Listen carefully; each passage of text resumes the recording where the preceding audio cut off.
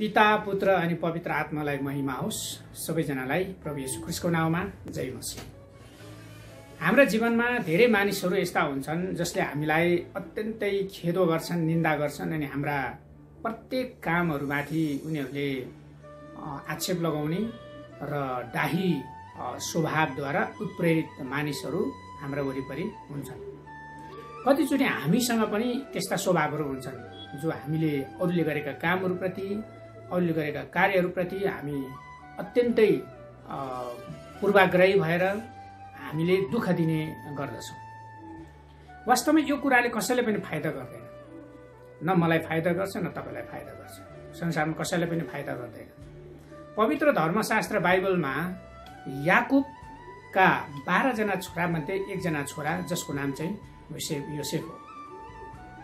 परमेश्वरले उसको जीवनमा एउटा महत्त्वपूर्ण उद्देश्य र योजना राख्नु भएको थियो र परमेश्वरले उसलाई एउटा दर्शन दिँदै परमेश्वरले एउटा महान एउटा मिश्रको एक दिन एउटा ठुलो व्यक्ति बनाउँदै र आफ्नो देश, आफ्नो घर र आफ्नो परिवार र सबैमा भएको त्यो परिस्थिति र अनिकालको बेलामा सहायता गर्नको निम्ति ऊ एउटा प्रमुख व्यक्ति बन्नेछ भनेर परमेश्वरलाई पहिल्यै थाहा भएर त्यही अनुसार परमेश्वरले योसेफलाई निर्माण गर्दै हुनुहुन्थ्यो।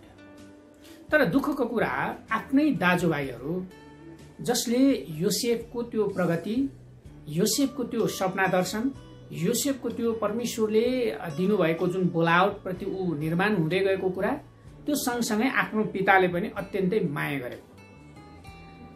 यो परिस्थिति देखिसके पछाडि उसका दाजुभाइहरू अत्यन्तै उप्रति डाही भए, अत्यन्तै उप्रति चाहिँ विद्रोही भए।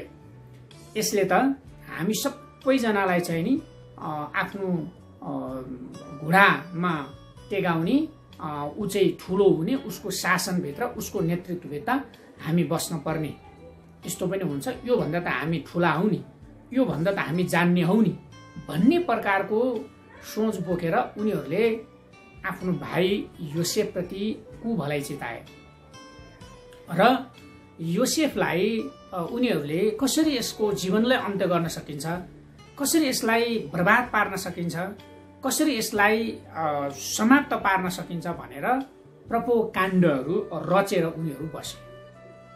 उनीहरूको मगजमा एउटै कुरा भरिएको थियो, यो हामीभन्दा ठुलो हुनु हुँदैन, यसले हामीभन्दा हामी माथि राज गर्नु हुँदैन, यसले आफूले आफूलाई एकदम ठुलो सम्झँदछ, यसलाई हामीले समाप्त पार्नुपर्छ भनेर उनको मगजमा चाहिँ यही कुराहरू खेलिरहेको थियो। आज धेरैजना मानिसहरूको दिमागमा, विचारमा पनि यही कुराहरू खेलिरहेको हुन्छ कि कसरी अरूलाई समाप्त पार्ने, कसरी उसको चरित्र हत्या गर्ने, कसरी उसलाई बदनाम गराउने, कसरी उसलाई तहस नहस बनाउने भनेर मानिसहरूले सोचेर बसिरहेका हुँदछन्। यहाँनिर योसेफका दाइहरूले सबैजनाले त्यस प्रकारबाट सोच बनाएर योसेफलाई मार्ने विचार गर्दछन्।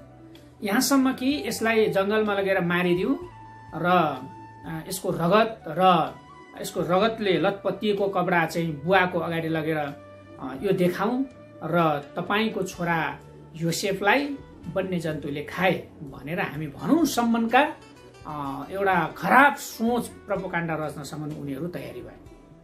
तर त्यहाँ परमेश्वरको एउटा महान योजना योसेफको जीवनमा थियो।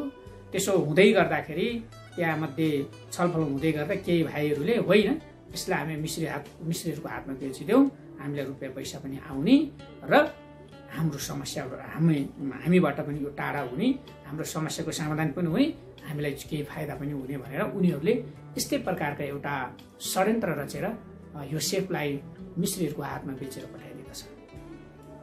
यो एउटा दाजुहरूले, उनको दाइहरूले, उनको आफन्तीहरूले, आफ्नो मानेकाहरूले यसरी घात गरेको बडो दुःखद घटना हो, बडो दुःखद घटना हो। योसेफको जीवन त्यस पछाडि केही समय चाहिँ एकदम दुःखदायी अवस्थाहरू बित्यो। उसले आफ्नो अरूको घरमा नोकरको काम गर्नुपर्ने, फेरि त्यो घरमा असल गर्दा गर्दै गलत आरोप लगाएर ऊ जेलमा बस्नुपर्ने। त्यसो हुँदा हुँदै मिश्रको राजा फारोका सम्पर्कमा ऊ आउँछ र पछि गएर त्यो देशको एउटा ठुलो व्यक्ति र प्रधानमन्त्री नै बन्दछ र राजाले सम्पूर्ण देशको अधिकार ऊमाथि दिन्छ।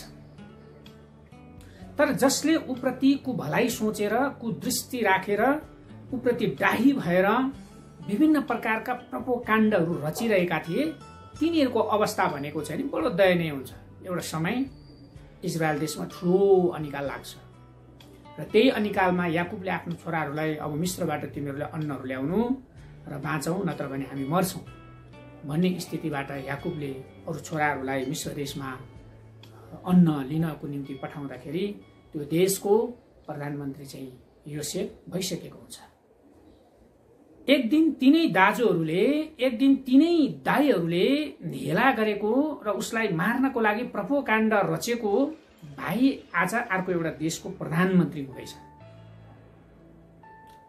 योसेफले कहिले पनि आफ्नो दाजुहरूसँग यस प्रकारको प्रतिकार, प्रतिशोध उसले लिने र उसले कहिले अरूप्रतिको कुभलाई सोचेन, जसको कारणले गर्दा परमेश्वरले आज योसेफलाई मिस्रको प्रधानमन्त्री बनाउनु भयो। तर अरू दाइ जसले उसलाई मार्नसम्म उनीहरू पछि परेनन्, ती मानिसहरूको अवस्था पछि त्यही भाइका गएर झुक्ने स्थिति भयो। आज हाम्रो जीवनमा, हाम्रा वरपर, हाम्रा बीचमा यस्ता धेरै मानिसहरू भेट्दछौँ जसले तपाईँ र मलाई समाप्त पार्न खोज्छन्, तपाईँ र मेरो अस्तित्वलाई समाप्त पार्न खोज्छन् र हामीलाई सिद्धाउन खोज्छन् र कसरी हुन्छ विरोध गर्ने, कसरी हुन्छ चरित्र हत्या गर्ने, कसरी हुन्छ समाप्त पार्ने मानिसहरू प्रशस्तै भेट्छौँ। म तपाईँलाई उत्साह दिन चाहन्छु, यो बेलामा हामी निराश पटक्कै नहौँ।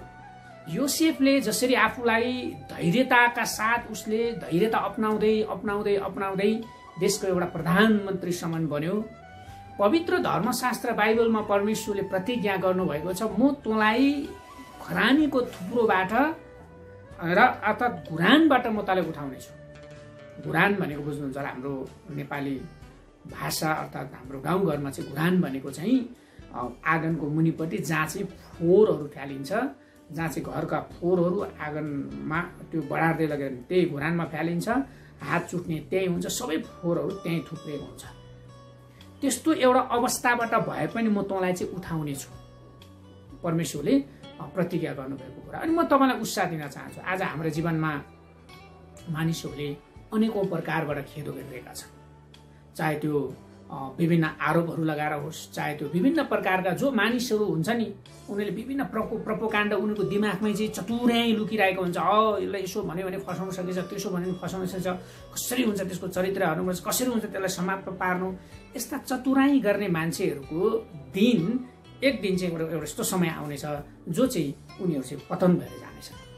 तर जो मानिसहरू परमेश्वरप्रति वफादारी छन्, आफ्नो अगुवाप्रति वफादारी छन्, इमानदारी छन्, धैर्यतालाई उनीहरूले अपनाउँछन्, उनीहरू आफ्नो जीवनबाट कहिले पनि अरूको कुभलाई सोच्दैनन्, अरूको भलाइ नै गर्नुपर्छ भनेर सोचेर अगाडि बढ्छन्, ती मानिसहरूको जीवन चाहिँ सधैँ उचालिएको, आशिषित र आदरणीय जीवन हुन्छ।